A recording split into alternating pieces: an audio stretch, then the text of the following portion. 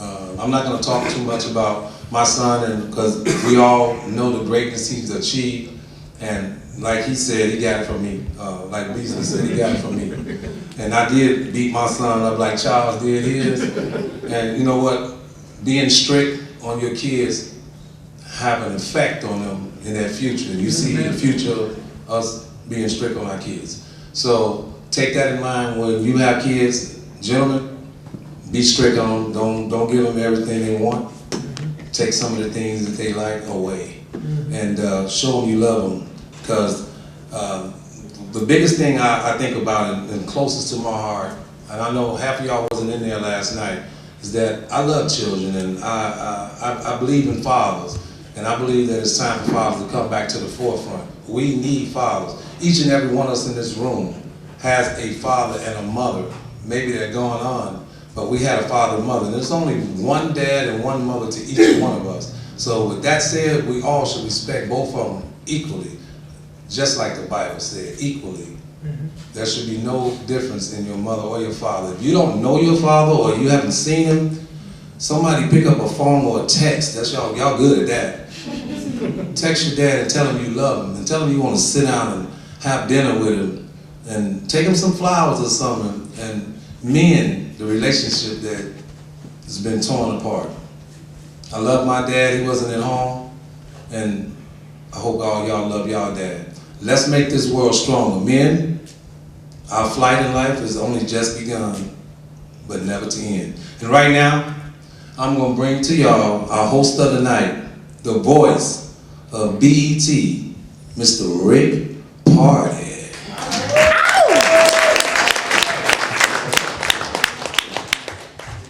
How's everybody doing? Make sure you watch the 2012 BET Awards live first. Fathers, I too am a father myself of 7 children, so I probably got 1, 2, all y'all be. But you know, I heard Wade talking earlier. I think it was Wade or Mr. Bosch speaking earlier, and they were, you know, he said something about, you know, just having children and doing things haphazardly. And for me, starting out in radio, that's what it was. I mean, I was kind of going with the wind. And I heard Wade mention that, you know, his father wasn't in his life, and you know, I experienced the same thing. So I thought it was perfect that I do an event like this, because growing up, I felt that, you know, having children was my way of building my own family and connecting with my children the way my father did with me. So I think this is a perfect event for me. So we're gonna get started. So I have a list here. We could probably start on the far end. And the first question is, what is your idea of good parenting? A good parent, I guess, is, you know, we gotta do stuff as it comes. You know what I mean? Like with my son, it's like when the problems come, then we solve it. Right. You know what I mean? We try to help him solve it. But I can say a good parent is you know, is as it comes. You know what I mean? We gotta do stuff as it comes. Because I can't teach anybody anything that's it might not be a problem for them. You know what I mean? So I don't know. I mean, a good parent is as they come, or as the problems come. You want to say something? Yeah, I think good parenting is when your child don't like you, then you know you're doing a good job. Yeah. Right? Because don't no child come out with no book in his hand and say, "This is how you raise me." Yeah. A lot of stuff is through trial and error. Everybody got their own way of raising their own children. So I feel if you set boundaries, structure, and your kid's not gonna like that. They're gonna rebel against that. You know, my dad too tough on me. You know, I'm mad at him. So when they get like that, then you know you're doing a good job. Well, us NBA dads talked about this role reversal stuff when your kids go pro. Right. When your mamas and your aunts and all them start looking at them as being the father instead of you because of the money. Exactly. I never lost my identity. The money will never control me or my wife. And it all goes back to the biblical principle, spare the rod, spoil the child. And then the Bible also says, those whom the Lord love, he chastised. So my son is 29 years old, and I would jack him up right now. No matter what he do. In your mind, right? No, with my hands. That's how everything goes for Chris. I mean, You got to jump pretty high, so. I ain't got to jump high, I get them laid. both of my boys know this go for, like I say, the same thing goes for both of them because they was raised in my household. Neither one of them, I don't believe that would disrespect me. Now, if I find out something that they doing that I don't like, I'm not a fan. I'm your daddy. Absolutely. I'm gonna tell you what you're doing is wrong, and then you have to make a decision. Chris has a 3-year-old son, and the same thing. I have to take a back seat to Chris because he's raising his son. But at the same point in time, if I see Chris's son doing something, I'm gonna let Chris know. If he don't correct it, I'm gonna correct it. Now, if Chris got a problem with me correcting it, then you ought to do it. Because I did the same thing with him and his brother. I corrected them first. If somebody came to me and told me, then I went to them. But I mean, we live in a time now, like you say, you just let stuff go by. You know, you just going untold. Like, anything I want to see my son, if I see my son on TV say he was driving drunk, you know who I'm going to? His brother. Because his brother right there with him. And his brother shouldn't let him drive if he's drinking. You know, a lot of things they try to keep from the parents. I'm good with that. I did the same thing when I was growing up. So you have to put things in perspective. They grown young men, and like you say, talking to them, it's a way to talk to them now. I still have to respect them. But at the same point in time, they still got to realize, if I see him on TV or I see CJ on TV, they always say when the boys get in trouble, what a dad at? When they doing good, oh, that's mama done such a great job. My son, he's the youngest. He's got it. He knows. He's learning very fast. He knows the level of responsibility of being a guy. You know, I show him by example. I open the doors for my daughter whenever I see her. I think that's the key to raising the boys. You have to lead by example. With the girls, it's a very sensitive area. As I try to stay as involved in her life as possible, because when she gets older, I don't want her going out to look for that father figure to replace me by some other guy. So I think you really have to focus in on the girls and make sure they know that you're there for them. And you got to show her all the things that she should expect out of a guy. All right. When you open the door for her and you make sure she has that umbrella over her head, that's what she's going to expect when she looks for a date. Absolutely. All right, so you want to make sure that involvement is very, very instrumental with the daughter. You want to be everything she looks up to.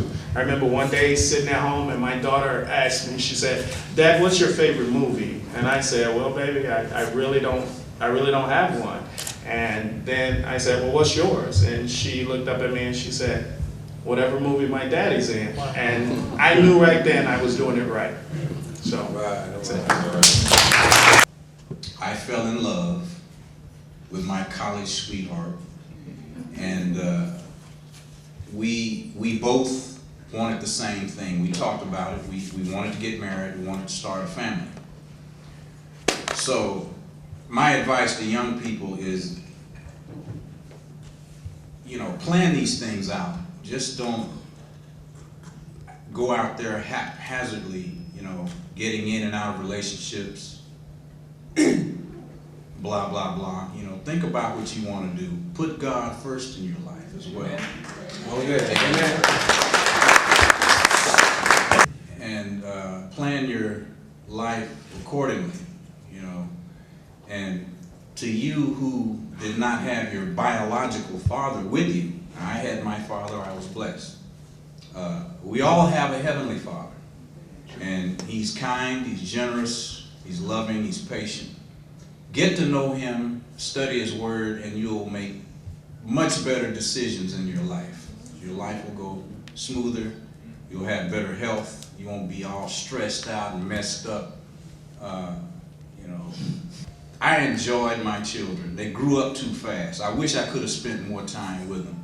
It didn't occur to me that Chris was really good at basketball until he was taller than me when he was about in the 7th grade, and he continued to develop his game. He continued to grow.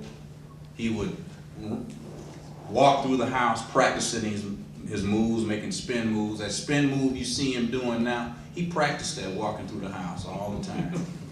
And both my sons were very good in basketball. They both earned scholarships, Chris to Georgia Tech, Joel to Alabama State. And, you know, like I said, they grew up so fast. And I really didn't care about them going pro. That didn't matter. I was sort of afraid for Chris because he was smaller, thinner than a lot of guys that he played against. And I was afraid of him getting hurt. You know, I was an overprotective father. But he did very well. He's continuing to do well. And because of some changes in my life, I was laid off in Dallas. I was a very successful plumbing designer. But I decided to come here to find some new opportunities, and that worked out. And to be close to Chris, to try to give him some support. And he started a new family now, and so I'm trying to maintain some type of family structure. His mother and I have been divorced for 6 years now. So I've said enough, go he.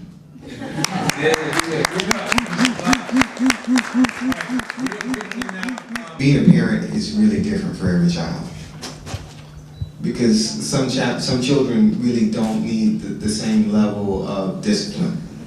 You know, one of the things that I think that are in common with all children is that they need to know they're loved, and they need to understand discipline and fear. My dad was a Baptist pastor, and he was big, and it was the most terrifying thing you could ever say to me was, "I'm going to tell your dad." That you could say, "You're going to tell my mom, I'm going to call the police, I'm going to tell a preacher, you're going to go to prison." I can handle all that, I can talk my way out of it, but if you said, "I'm going to tell your dad," you had tears before you finished the last day. Don't tell my dad. Don't tell my dad. Because I knew that there was going to be something. I think one of the things that's missing with kids today is we have a generation of kids who aren't afraid of anything. And we're not, you know, I'm an elected official. From a public policy standpoint, we can't govern when you have a generation of kids who aren't afraid of anything. We need our kids, and I know I'll hear people, you know, I'm going to hear from people all over say, you know, kids shouldn't be afraid of their parents. That's not true. That's not true. Everybody needs to understand that there's something out there that can impose their will on them. We can talk about a lot of stuff, but in parents and households, there has to be one voice. This is it. I'm going to say it, you're going to do it. It's not a discussion. That's discipline. So no matter what type of child you're raising, they have to understand discipline.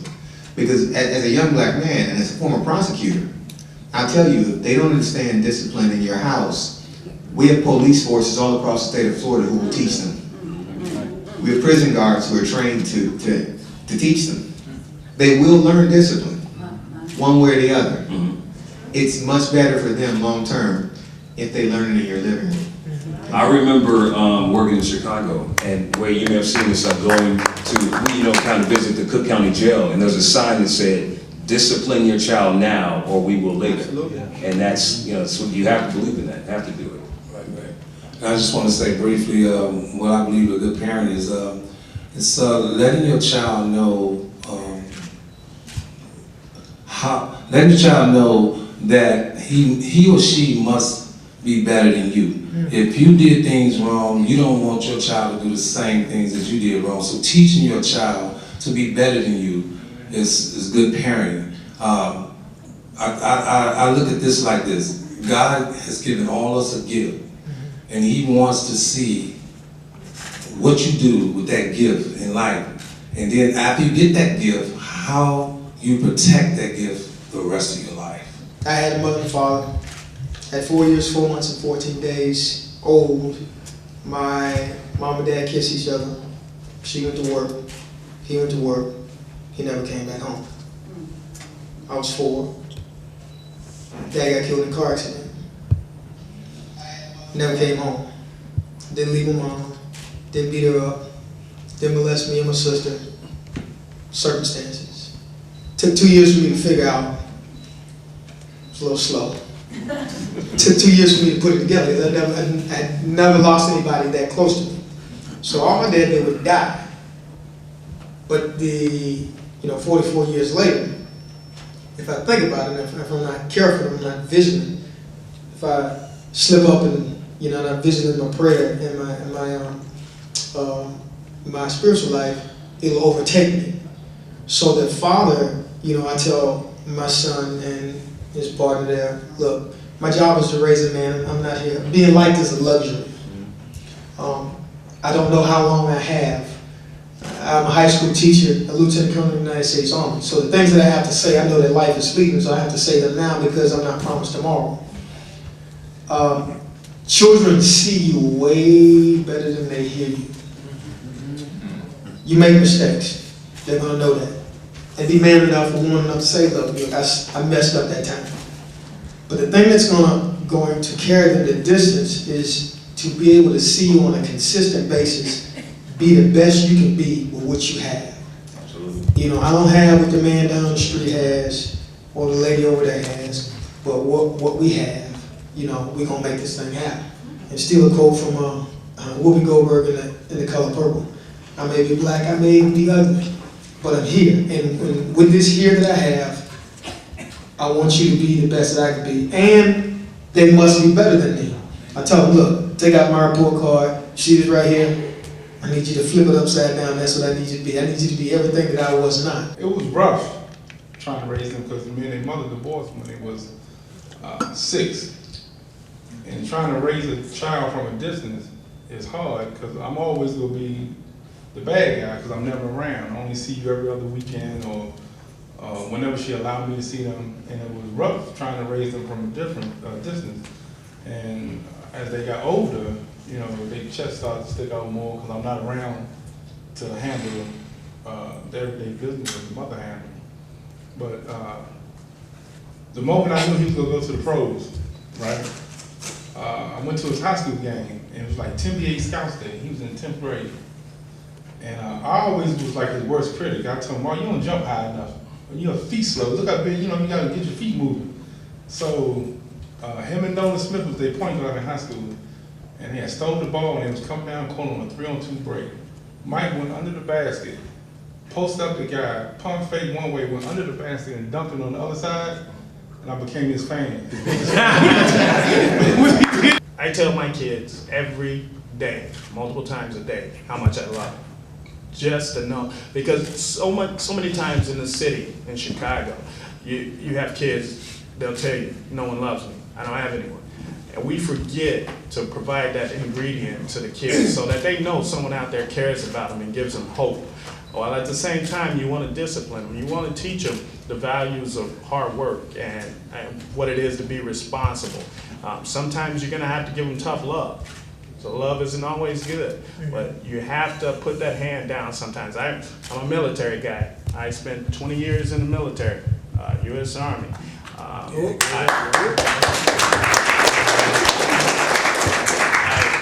I left the Army and went on to contracting with the government as a defensive tactics instructor. And then even later in life, I found success in Hollywood doing movies. And it took a lot of time to do that. But at the same time, I had to balance that between being a father and raising my kids and letting them know I still loved them even though I wasn't there. And one of the things I hate seeing most is parents, when they try, if you don't communicate with your kids, you can't expect to get the result that you're looking for. Don't text your kids, don't Facebook your kids. Keep the lines of communication open with your kids. It's mandatory that my kids call me every day. I'm divorced, I'm not with the mother, but every day my kids will have talk time with their dad. It's mandatory. No ifs, ands, or buts about it. So you have to be able to balance the career and the family. And I tell you what, you know, it's like in the military, we have two things, mission and men. Well, a lot of times with the military, the mission comes first. Well, my mission is my family, and I take care of that first and foremost. Right. This next question, how does a father balance his time when he has more than one child to nurture? Raising stepkids alongside of your biological kids, I think it taught me one thing that, you know, you can't give any kid more than you give the other one. I went through that with Dwayne, and I think he always felt that those are my stepkids and he should get everything. But I always balanced it out and made sure that all of them got the same, and I'm sure he felt that way, and I know that for sure because I remember when he got older and he told me, I'm gonna do things different than you did with my kids. And I told him, I hope you don't have step kids. As Chris grew up, because his brother is 2 years older than him, he realized that the same guidelines and stuff that his brother had to abide by, he did. As far as discipline, as far as sports, his brother couldn't play sports unless he had a 2.0, the grades was good. So Chris knew that if those standards was high for his brother, they were very high for him. Got a story to tell that one time, Chris used to, same household, 2 different kids. Chris was a little bit more aggressive than his brother. His brother was good in football and basketball, but Chris always had this attitude. So one day, Chris seen me whooping his brother, and later on found out he told his brother, we need to call the police because that was child abuse. At the same point in time, they knew, me and my wife, sometimes we disagreed and disciplined our kids, but at the end of the day, we agreed. Some things that she didn't think that I thought because I was raising 2 boys to be men. And later on, she told me that, some of the things that we discussed and that we didn't agree on, then she was glad that I was man enough to say, no, these boys are gonna abide by these rules. And sometimes you have that in the household. So the most thing I'm proud of is the young men that CJ and Chris both. And most of the time when people ask me about Chris, I have to talk about both of them, because both of them are my boys. And I didn't grow with my natural father, but my stepdad raised me since I was in the 3rd grade. And my dad and my stepdad both live in my hometown. And to this day, my dad, because he wasn't around when CJ and Chris was young and when I was young, he has a problem with trying to address them and me. But the love that I have for God makes me throw that love out to my dad. Wow. Do I know, or am I guessing here? That I might have given more, spent more time with his older brother than I did with him. And being a father, like we said before, a parent, there's no book for it. And I think that sometimes I have actually learned, by not doing the right thing. And then being able to look back at it, and I wasn't always doing the right thing. Now, with you, young man, I used to drag your brother all over the place. And partly because I thought he needed dragging. I felt that you were taking care of yourself, and maybe I was wrong. But at this point, you're a young man now, and we ain't gonna deal with the past. I think I've been there, and hopefully the tools that I gave you will help you to take care of your own life. So, like Mr. Wade was saying, guilty, whether I'm guilty or not, it's your life. To elaborate on what you said about feeling guilty, not going back to try to work it out. Right. Right. And you met another person that had children. And I think where the guilt comes in at is that you spending time with somebody else's kids more than you do your own. Meaning that if you live with the woman or y'all get together, you in the house, you paying mortgage, you buying food, you taking care of her kids. Right. And you got kids who live over here who don't see you like they should or see you every day, because I always say, when me and Fatima broke up, I would get the kids every other weekend. Right. That's visiting somebody. That's not raising nobody. Absolutely. You have to be in the house every day, hands-on, to nip it in the bud right then. By the time I get the problem, it already done grow to a weed. Absolutely. And I would tell anybody, before you put a step family together, because 2 people might meet and fall in love and forget about the kids. Absolutely. Right? You need to sit down and see if your kids get along with each other. Absolutely. It takes 4 adults, right? You, your new girl, your ex-girl, your new man, her new man, y'all need to come together and work together to raise these kids. Right. You know?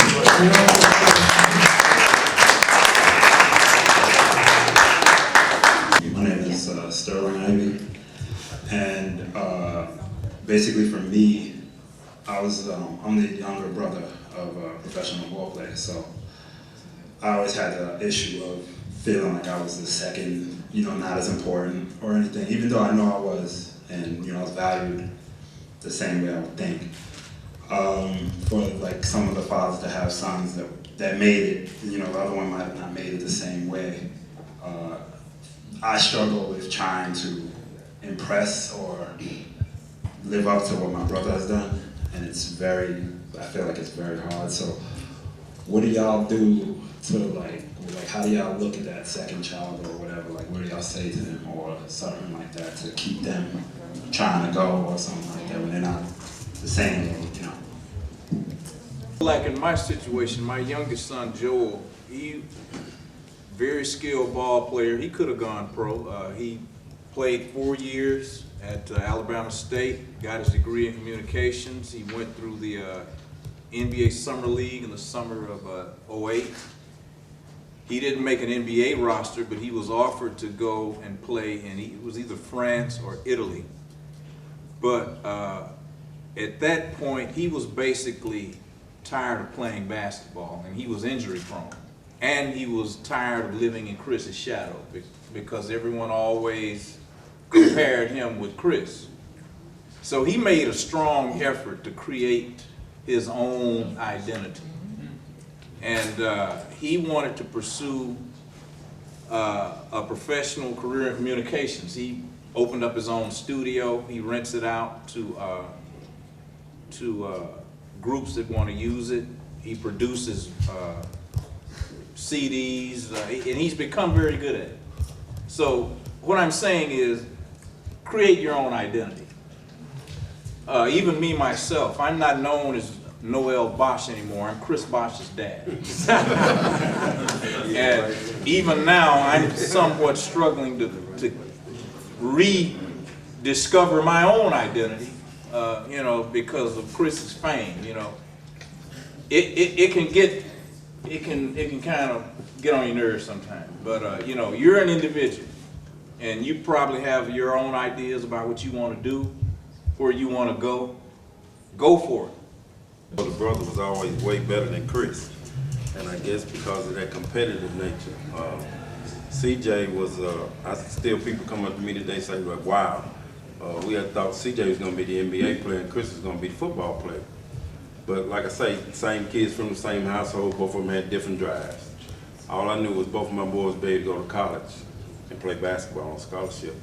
Well, CJ changed that his first year. Instead of going where the colleges wanted him, he wanted to go to D1, and I'm still in the AAU circuit now. I still coach AAU and got an AAU organization. I always tell kids, don't look at D1. The only difference between D1 and D2 is on TV.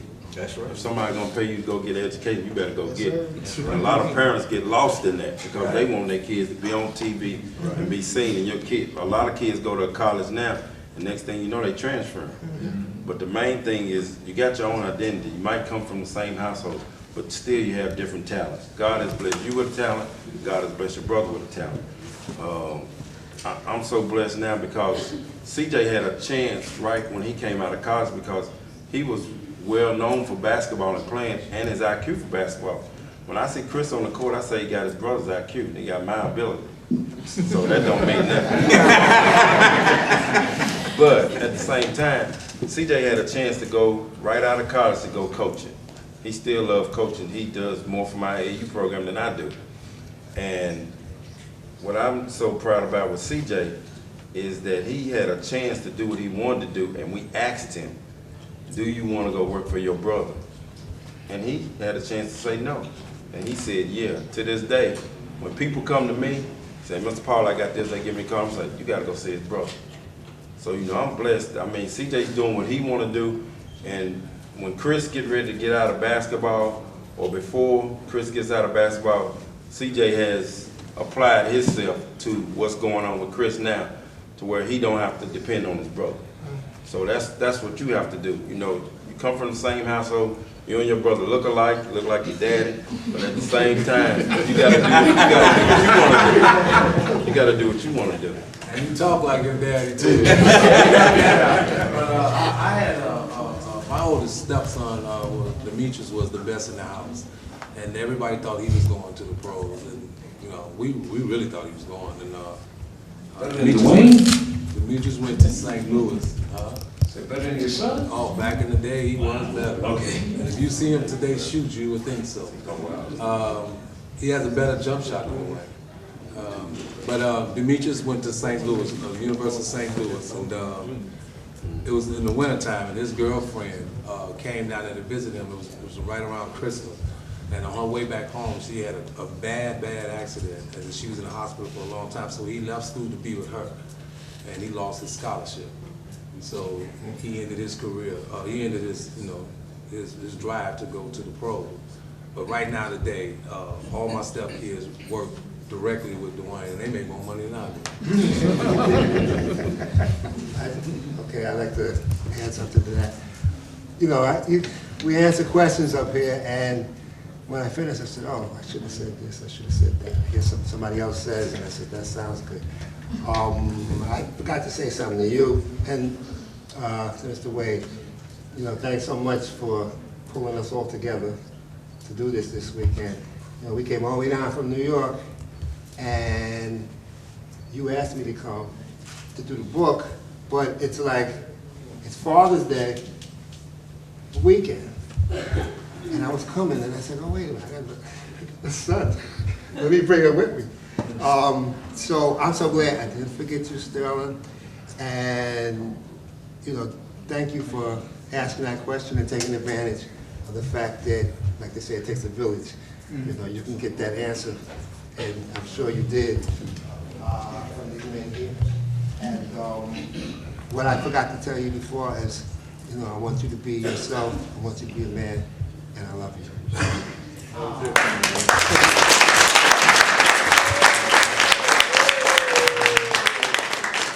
How do you connect with your daughter or your sons? Because my dad grew up telling us, you can't cry, you can't do this, you can't do that.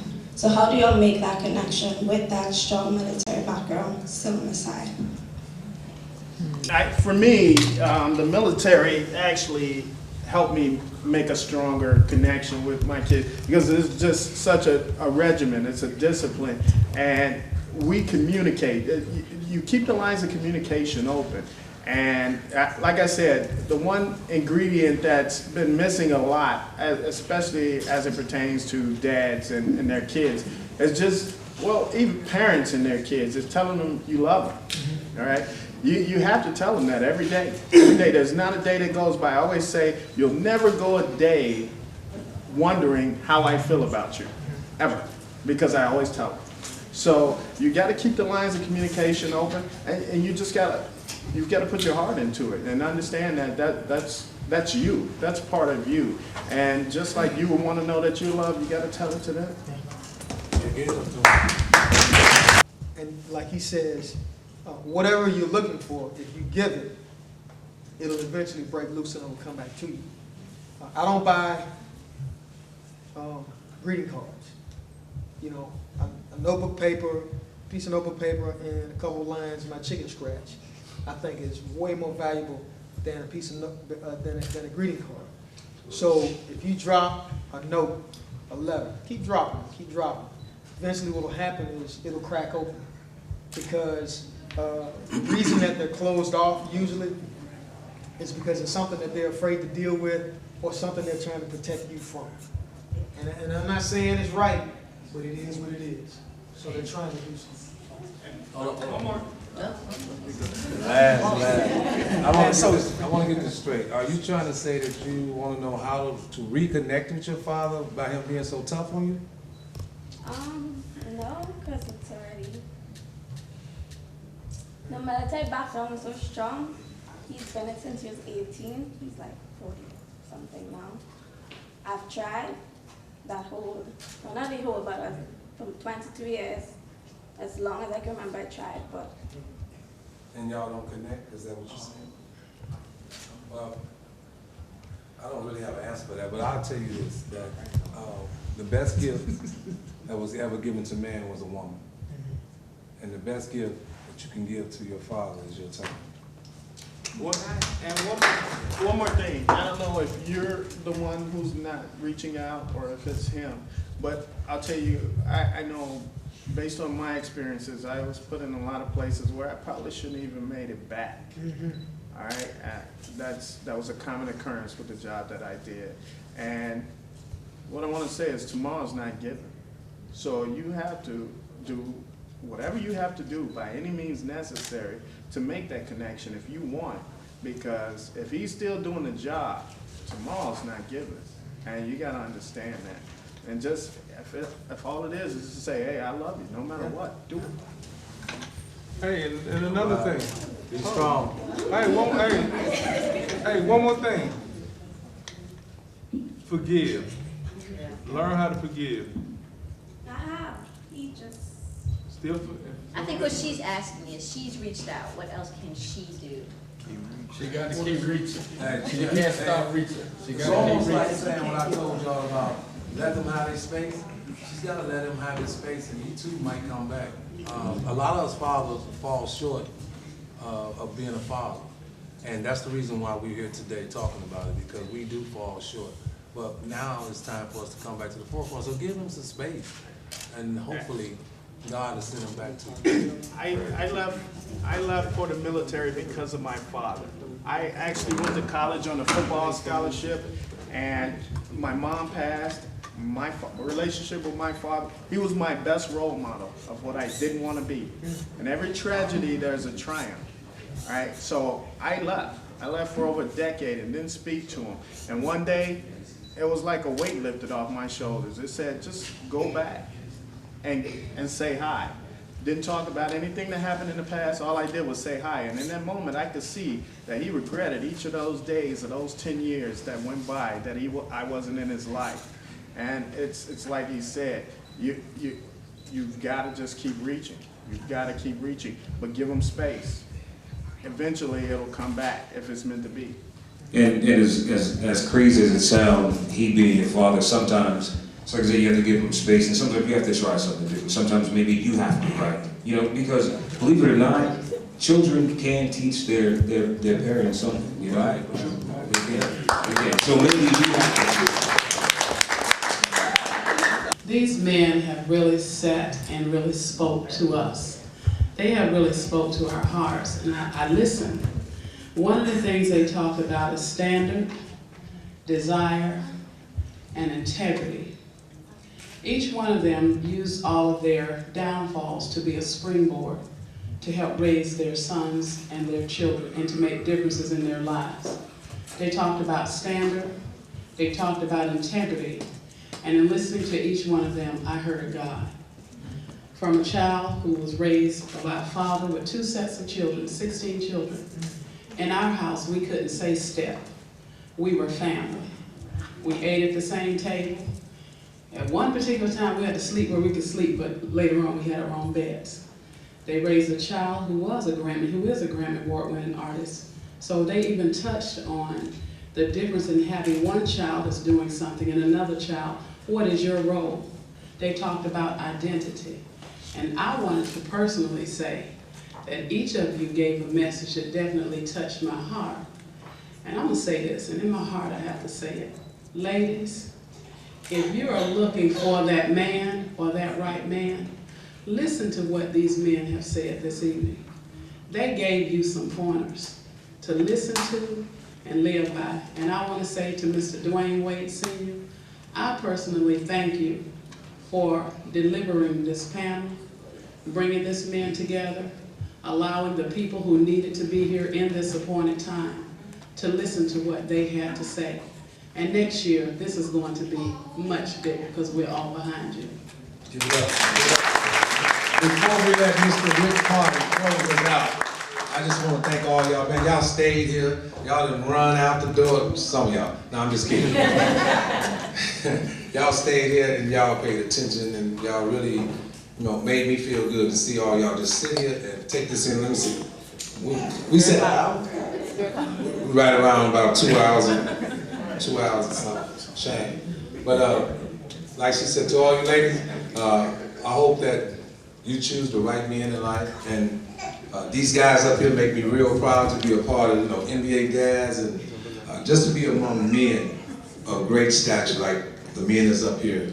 I'm so proud of it, and this is the reason why I wanted this to be a 3-day weekend, so that we can represent the men who are similar to me up here on this panel. I thank y'all for coming out. We're gonna have an amazing rest of this weekend tonight. Y'all get a chance to see me in my finest. Now, I don't mean dressed up tonight. That is my finest. When I'm dressed up, I'm at my best. You know what I'm saying? Sometimes I'm a prima donna. You know what I'm saying? You know how we do it. And, but y'all get a chance to see me play basketball tonight. You know what I'm saying? And I'm the red team. Let y'all know before y'all get to the door. I'm the red team. Here's the sneakers right now. The reason why I got red shoes. We say gym shoes in Chicago though. Yeah, I got red gym shoes tonight. But the reason why I chose red is because we're gonna bring blood tonight, y'all. You know what I'm saying? But y'all come out and watch us play basketball tonight. But don't forget, it's not over after that, because tomorrow we got a beautiful brunch for all our sponsors who supported us. Last night was the most amazing night that I've ever had. Well, I had birthday parties that was good, but last night, it was some of the most amazing people in the house, and they made me feel good. And so we want to carry that over tonight into our game, and tomorrow into our brunch, and then in the afternoon in our softball game, which y'all get to see me at my amazing level again when I play softball. Y'all come out and check that out. We're gonna barbecue, and some of y'all gonna get drunk. I'm gonna drink water. And we're gonna carry on from there. And we're gonna go after the game. Some of y'all ain't gonna make it to the game. I am. And I didn't mean it like that. Tanya got season tickets, y'all, so you know she gonna be there. But we do have that amazing game, the Heat and Oklahoma Thunder, Mr. Ivy's son. You know what I'm saying? We battling against each other. But that's gonna be a great game, and go Heat. But come out and watch the 2 games that we're gonna play. And I think it's gonna be exciting to watch us. And then we're gonna get all dressed up. That's when I'm gonna be amazing for real. I put on my black, we got a black tie fair for all the dads, and we're gonna really have a fun Father's Day finale.